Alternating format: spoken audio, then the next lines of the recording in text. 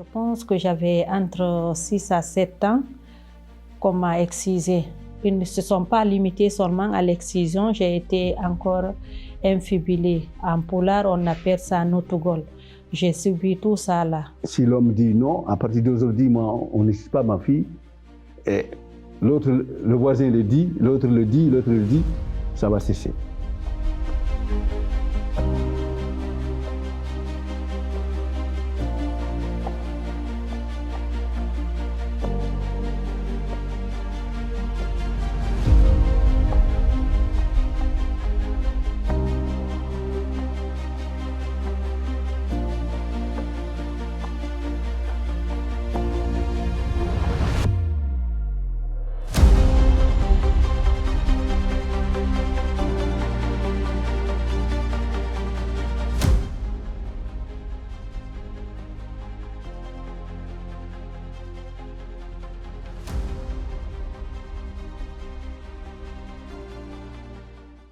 Je n'avais que 6 ans.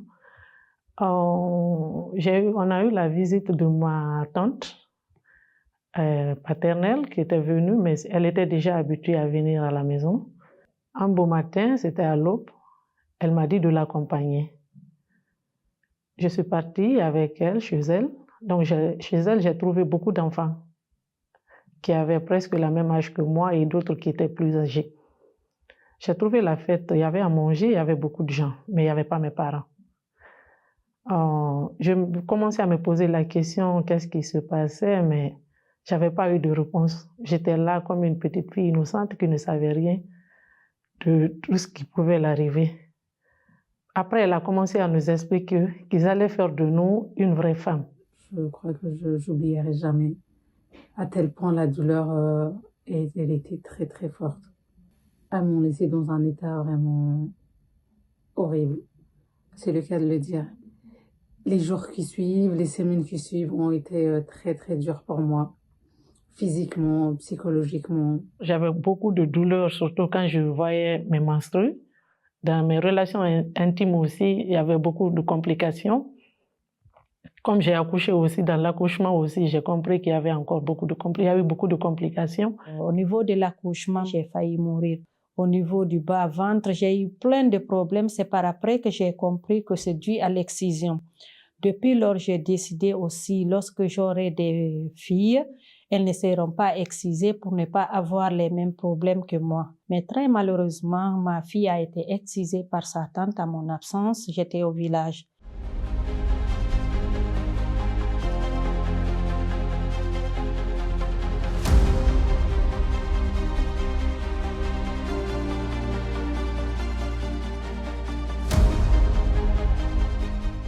Je suis originaire d'un pays où l'excision est des prévalences à 93%, très élevées. Et moi-même ayant subi l'excision, ma première peur, c'est quand je suis rentrée à Djibouti avec ma fille, qui à l'époque avait 2 ans. Il fallait expliquer à ma maman qu'en Belgique c'est interdit, que la loi belge interdisait. Si jamais j'excisais ma fille, je pouvais être en prison par rapport à l'excision qui pourrait se pratiquer même à Djibouti. Elle a eu super peur pour moi, mais elle était super triste pour ma fille parce que sa petite fille n'était pas excisée et ne pouvait pas elle pourrait pas faire partie de normes sociétales. Nous, on a beaucoup de difficultés, tous les cas presque.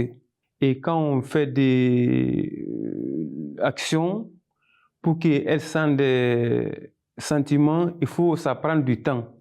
En plus, la partie qui est coupée, on ne peut pas le toucher beaucoup.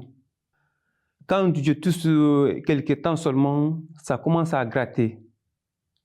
Et ça commence à faire des hérits. Je ne sais pas comment ça fait. Ça commence à gratter et puis ça fait mal. C'est le sang qui, comme c'est coupé. Il me dit tout le temps ça me fait mal, que déjà il est fatigué. Donc elle ne peut plus faire, il faut 1 semaine encore, que les hérits qui est là-bas, là, que ça guérit encore et pour qu'elle puisse faire amour. Tout le temps, c'est l'infection, tout le temps, c'est l'infection. Je commence à m'interroger quand je vois une dame qui vient presque 1 fois les 2 semaines, qui me dit on a trouvé une infection urinaire. Parce que ce sont des dames, si vous voulez bien, elles ont souvent des infections urinaires. Du coup, donc, infection urinaire sur infection urinaire, tu te posais la question, pourquoi il y a cette infection à répétition? Et quand tu creuses, c'est là où tu trouvais, oui, c'est lié à ça. Le vécu dans les centres était très compliqué. Au départ, quand elles arrivent, il y a une gêne de parler déjà de cette intimité, même en termes d'hygiène. Et on s'en rendait compte après un certain temps parce que les assistants sociaux ou les éducateurs qui suivaient ces personnes en première ligne se rendaient compte que voilà, il y avait quelque chose qui n'allait pas, et c'est comme ça alors que avec un accompagnement rapproché, individualisé, ces dames finissaient par s'ouvrir pour parler de leur mal-être suite à l'excision qu'elles ont subie.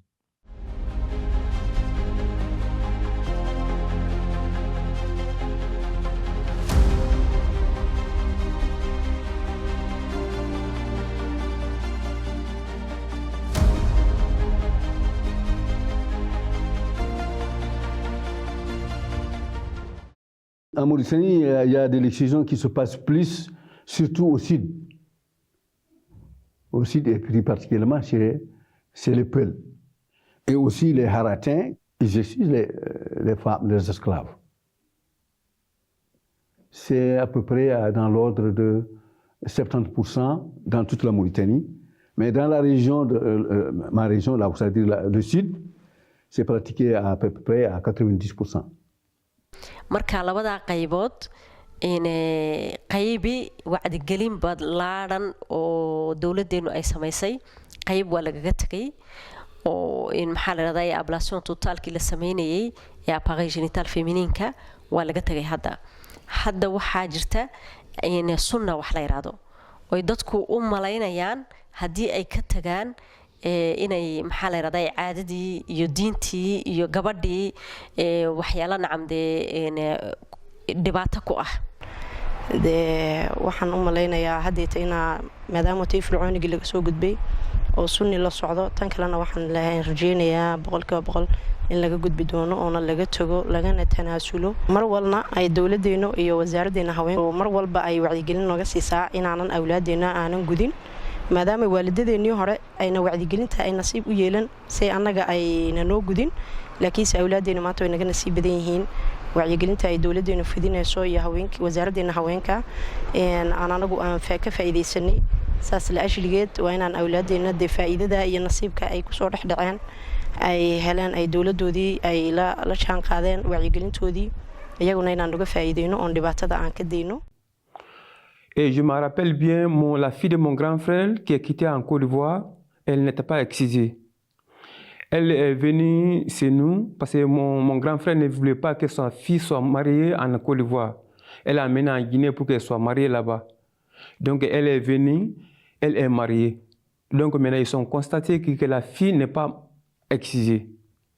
Quand ils ont compris que la fille n'est pas excisée, la fille était chez son mari, personne ne voulait manger sa manger. Et tout le monde a critiqué que ça donne une malheur dans la famille. Quand elle a été enceinte, le moment de son accouchement, pour accoucher, ça a été très difficile. Donc elle a pris presque une journée sans accoucher. Ce qu'ils sont dit que parce qu'elle n'a pas été excisée. Et la fille a été excisée pendant l'accouchement. Mais la fille n'a pas survécu. J'ai eu une cousine à moi, très proche de moi, qui est décédée au moment où j'étais là. Elle est décédée suite à un accouchement. Et ça m'a beaucoup marqué. C'est lors d'un accouchement, elle est excisée. Et moi, de temps en temps, je retournais à Djibouti. J'ai sensibilisé toujours ma famille pour que ma famille puisse, à un moment donné, abandonner la pratique. C'est les cas actuels.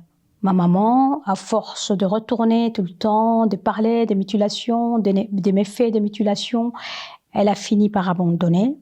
Aujourd'hui, chez mon frère, les filles, elles sont intactes. Chez ma sœur également. ils ont abandonné totalement les mutilations génitales dans ma famille.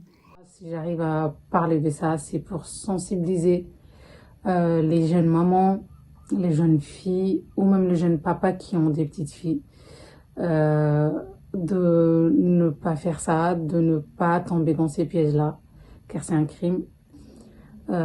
C'est pas parce que tel a fait ça, c'est pas parce que c'est comme ça, c'est la tradition qu'il faut faire. Ça doit cesser. Ça doit cesser et je pense que on en a déjà assez fait mal à beaucoup de jeunes filles. La meilleure chose à faire, c'est de sensibiliser, même si je ne crois pas que nos parents vont arrêter complètement ces pratiques, parce que pour eux, cette pratique-là, c'est pour sauver notre honneur, c'est pour nous aider à nous abstenir jusqu'au mariage. Mais avec beaucoup de sensibilisation, je pense que ça va quand même réduire un peu la pratique. Les exciseuses, aujourd'hui, elles prônent. Pourquoi? C'est leur métier. Elles gagnent beaucoup d'argent avec ça et si jamais elles vont amener à abandonner l'excision, elles ne vont pas vivre, elles vivent de ça. Donc elles ont le moyen de vivre avec ça parce que ça paye très très bien. Et c'est pourquoi elles continuent à les faire et elles continuent à se cacher parce que si jamais on tombe sur elles, elles peuvent être emprisonnées même dans le pays d'origine. J'ai une femme qui est au Sénégal, qui est ma cousine, parce que c'est la fille de ma tante. Et nos villages sont face à face, mais il y a le fleuve qui nous... C'est le Sénégal, là. Il y avait la fille de son frère. Une dame est venue l'excuser et je me suis opposé. J'ai dit non. Il dit ça, c'est interdit. Il ne faut plus l'excuser. Je me suis opposé.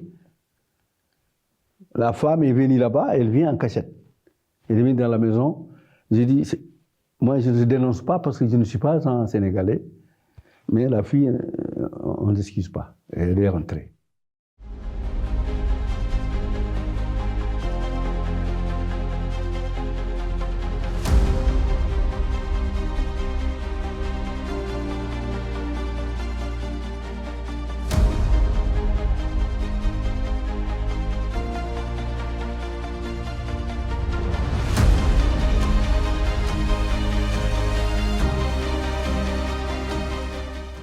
Malheureusement, l'excision gagne du terrain. Donc certaines familles vont partir de la Belgique, de l'Europe, de l'Occident, pour pouvoir faire exciser dans le pays d'origine. Nous, on essaye de sensibiliser les personnes concernées pour que l'excision ne se pratique pas ni là-bas, ni ici. Il faut vraiment agir, parce qu'il ne faut pas se réfugier derrière les traditions. Il ne faut pas se réfugier derrière des pratiques ancestrales en se disant on ne peut pas changer les choses. On peut changer les choses. Les traditions, quand elles sont néfastes pour l'être humain, il faut pouvoir les changer. Et pour pouvoir changer, il ne faut pas que ce soit tabou. Aujourd'hui encore, ça se passe en Afrique. Et dans certains foyers ici même en Europe. Et c'est vrai que c'est fortement combattu par la loi, c'est une bonne chose, mais aussi il y a le fait que ça reste un sujet taboué par les liens familiaux, parce qu'on se dit, est-ce qu'on a le droit d'aller dénoncer mamie ou papy, ou alors la grande tante qui le fait sur notre enfant? Oui, mais si on va dénoncer, ça va créer un problème familial. Mais je crois qu'il est important de commencer par sensibiliser les gens dans les familles aussi, mais surtout de faire comprendre à nos tantes, à nos grands-mères, à nos mamans même qu'ils font, que c'est un sujet grave. Ce sont des violations des droits humains qui sont interdites en droit international, en droit européen, en droit français, mais également en droit djiboutien depuis une loi de 1995. Cela signifie qu'à Djibouti, la question de la loi ne se pose pas. La question qui se pose, c'est celle de son effectivité. Même si l'État djiboutien a fait beaucoup d'efforts pour que ces pratiques soient abandonnées, mais on le fait, on invite même des sages-femmes à le pratiquer pour faire dans de bonnes conditions, mais ça reste une excision. L'État de chez nous ne peut pas faire grand-chose parce qu'ils ne se déplacent pas pour aller en brousse, alors que les uns sont compris maintenant que l'excision, ça se fait à l'hôpital, que c'est faux. Maintenant, tout le monde maintenant envoie leurs enfants en brousse, au village, pour aller faire là-bas. Je crois que, ou bien, bon, je ne crois pas, c'est la réalité des choses, que l'État ne peut pas s'impliquer parce que, comme que c'est une république islamique, et que beaucoup, les fondamentalistes ou bien les intégristes, lient l'excision à la religion. Donc, comme que la religion, elle est au-devant de tout, au-dessus de tout, parce que c'est une république islamique. C'est ça la cause de ce freinage-là.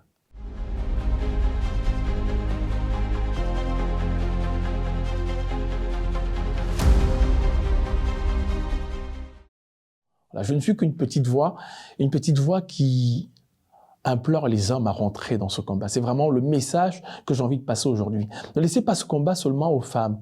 Il faut que vous, les hommes, soyez de ce combat. La parole ne revient pas à la femme. Donc, si les hommes arrivent à nous aider, sûrement on va aboutir à notre objectif. Sans l'aide des hommes, ça serait très difficile. Parce que chez nous, quand l'homme dit non, c'est non.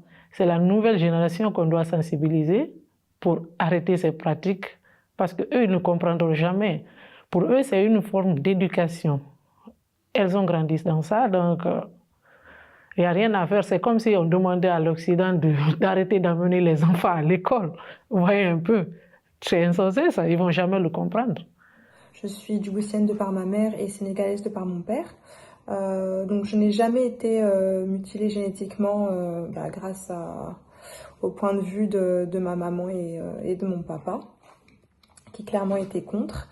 Et c'est vrai qu'il y a un chiffre qui m'a marqué, dont je n'avais pas conscience il y a quelques semaines, c'est les 90% de femmes qui sont mutilées à Djibouti. Donc voilà, c'était vraiment une grosse surprise pour moi. Ça m'a retourné un petit peu le ventre. Et donc vraiment j'espère avec cette prise de parole que je vais pouvoir toucher un maximum de jeunes. Je pense que les personnes les plus concernées aujourd'hui et les plus à même de faire changer et bouger les choses et les lignes, ce sont les jeunes papas, les jeunes mamans qui pourraient justement faire en sorte d'arrêter ce fléau. Arrinta soo dhexgalitaanka inamada ay soo dhexgalayaan xaaladda mutilation génitaalka anuu maaragtay inamada u haysta inay tradition tahay amba ay tahay ragga u haysta inay tahay wax tradition iyo dabiiciyanoo weligeedba jirto laga maarmi karin u haysta ragga horta waxaan ku waaninayaa wixii traditionya waqti hore ahayd dadkuna waxay ahaayeen dad inyarooya amba jaahilnimo ay u geysay oo waxaan iyagu caadaystay oo dee maaragtay aabbayaashiima ka soo dhaxalnay ahayd laakiin maanta avec l'évolution de la mode avec l'évolution de la maaragtaane du savoir on perçoit inay tahay wax maaragtaanay fooya inay tahay oo dad wax bartay baa dee maanta ayaan dee anaku nahay oo bulshadii matalaysa si ay wax walba uga ilaaliyaan marka inamada waxaa ku waanin lahaa inay arrintaa ay soo dhexgalaan ay markay soo dhexgalaanna ka joojiyaan wixii anshaxa kula kacaya gabdhaha. À Djibouti, là où la loi existe, mais où les normes sociales restent puissantes, notamment en dehors de la capitale, le numérique est une opportunité stratégique pour informer les femmes et les filles sans les exposer, pour former également les professionnels de la santé, de la sécurité, de la justice, pour soutenir l'éducation, ainsi que pour la collecte des données indispensables pour l'effectivité de la loi. Ce n'est pas un problème de femme, c'est un problème de couple. C'est-à-dire que si la femme mène un combat, l'épouse mène un combat contre l'excision, l'homme, l'époux, le partenaire, ne doit pas se sentir exclu de ce combat-là. Plus aisément, il va regarder la femme dans sa plénitude, dans son entièreté, dans la beauté de son être, et plus aisément, elle va passer cette étape-là. Donc c'est une occasion de dire à tout le monde, à ma communauté, à mon pays, de laisser l'excision, de protéger les filles. Car une fille non excisée, c'est une fille complète. Au contraire, pas une fille qui est excisée qui est complète.